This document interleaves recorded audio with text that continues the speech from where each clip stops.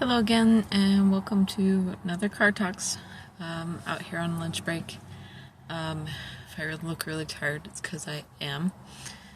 This last weekend, my husband and I did at least a mile hike on Saturday, probably a little more than that, and probably 2 or 3 miles on Sunday, out looking for mushrooms. So, it was a long weekend, and then we're just doing a bunch of big changes at work, so going through all that fun stuff.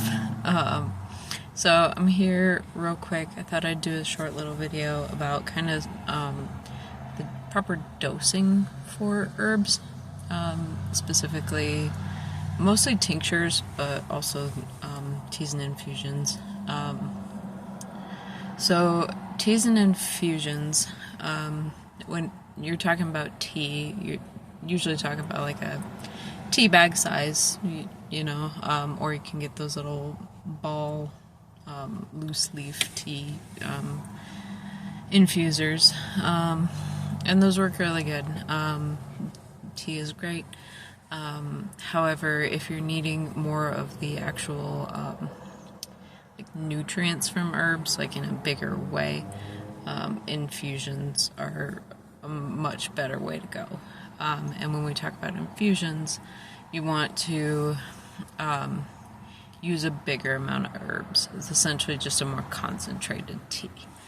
And in infusion, you're using between like 1 and 2 ounces of herbs instead of just a small tea bag, which is usually about a tablespoon's worth.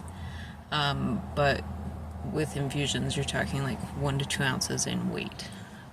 And for that, definitely get one of those just a little cheapy Amazon kitchen scale. And each herb is going to be kind of different. So you really want to weigh it out. You just put it in a mason jar, boil your water, fill it up. Don't shake it when you put the lid on, because it will spray everywhere and you don't want to get burned. And then you let it sit longer than a tea. So a tea, you're talking like a couple minutes and to let it steep. With an infusion, you're talking a couple hours. I usually let mine sit overnight, and then I drink it in the morning. Sometimes I warm it back up. Usually I just drink it cold, especially if it's one that I like the taste of, like lemon balm. When we're talking tinctures, so I had a lady recently, she got the catnip tincture for her husband who was having trouble sleeping. So he was having really bad insomnia. And she didn't know how much to do with what I told her. 2 to 4 droppers, because he's a pretty big guy, so. And she thought I meant the full dropper. So I actually have one of my little turkey tail. This is a personal one, so it doesn't have the label. But she thought when you mean a dropper, to fill it all the way up to the top here. This guy, no harm or anything. Like, catnip is pretty, it's not going to hurt you or anything. But he did sleep. He slept a lot. He slept through the entire night and the next day. I'm happy to know it worked, and he definitely got the sleep he was needing. He got caught up for sure. But we had to explain to her that when you say a dropper, you usually just squeeze this once and pull it up, and it's about like halfway, maybe a third of the way of the full droppers, like. So, I mean, that's a pretty average dropper size. And this one does have, can't get it to focus, it's probably about like 50 milliliters. Yeah, about 50 milliliters. But that's kind of more what we, like, herbalists mean when they say a dropper, is you just squeeze the little bulb once, and what that pulls is a dropper. When you're getting down to the very, very bottom, it'll pull less, so you might need to fill it a couple more times, but On the whole, about 50 milliliters is considered a dropper. And the nice thing with herbs is, like in that case, no harm, no foul, really. And there's very few, like, herbs and tinctures, at least that I've seen out there, that a lot of herbalists produce that would do any, like, damage.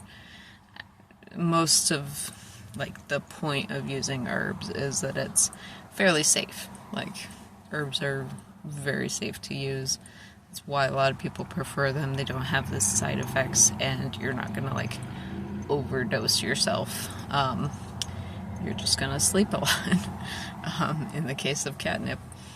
But that's kind of the really quick and dirty rundown of that's what we mean when we say a dropper. Some herbalists will break it down into drops. They'll say like 20 drops of something, and that's probably a little bit more than that. 20, that's probably about 10 drops. So 20 drops would be about 20 milliliters, it's like, just say like 1 drop per milliliter. And it's really kind of up to your usage, though. There is no standard, like, what you should take of a certain thing, like there is with pharmaceuticals. It's really dependent on what your body needs. Someone who's very, like, rebuilding their blood work, very nutrient deficient, is probably going to want to use more droppers of nettle than someone who's just got minor anxiety and is already taking it on the day-to-day. So my favorite thing with tinctures is I'll just put 1 to 2 droppers into my morning coffee or tea, whatever I'm drinking. And that's kind of my go-to. It works well for me, has for a while. And so, like, once we got this guy on more of a regular catnip tincture, like 2 to 3 droppers, like, the way we would say, then he's started sleeping regularly, and it's been working since, so it's a good deal. I love hearing when things work. So that's just kind of my rundown. With capsules, like, capsules are a little easier because they're already pretty much allotted, like, just say like 1 capsule per day kind of thing is pretty easy. When I'm telling folks, like, giving them instructions, like, as they first start out, I'll usually just say to start with like 1 or 2 droppers. And that's just so your body can, like, start to recognize it. And then also you can test to see if they're, like, it's very rare, but if you're going to have a reaction to it or something like that. So, start out with 1 to 2 droppers if you're doing tincture, 1 capsule if you're doing capsules a day. You can increase, decrease. It's totally up to you. Enjoy tea as normal size tea bags, as you have been doing, or try infusions and try between like 1 to 2 ounces of herbs, sitting for longer, and see how it makes you feel. Like, and that's the thing with herbs, is like, you kind of got to personally have that awareness, like self-awareness, to say like, oh, I think this is helping, to notice the differences in your day-to-day, and then decide from there if you want to try a little bit more, if you think that would be beneficial, or back it down a little bit, if you feel like, oh, this makes me a little bit jittery or something like that, which is depends on the herb that you're using too. So there's some you don't want to take every day. If you're taking something like St. John's wort, the reason doctors do ask about St. John's wort is because it can repress the effects of pharmaceuticals, including birth control.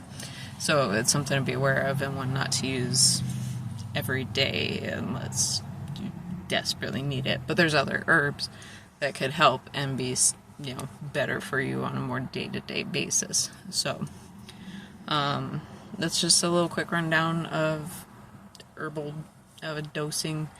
Kind of think about it like almost like microdosing, and you're just building up the blocks and filling in the gaps of your nutrition, just a little bit day to day, and it'll be beneficial over time. So if you have any questions, I'm happy to answer any of them. Just drop them in the comments below. And you can always follow along on Instagram at Wild Blood Herbs. I'm pretty active there, so feel free to ask me questions on any of those posts as well. I'm pretty good about responding, and hope to see you around. So.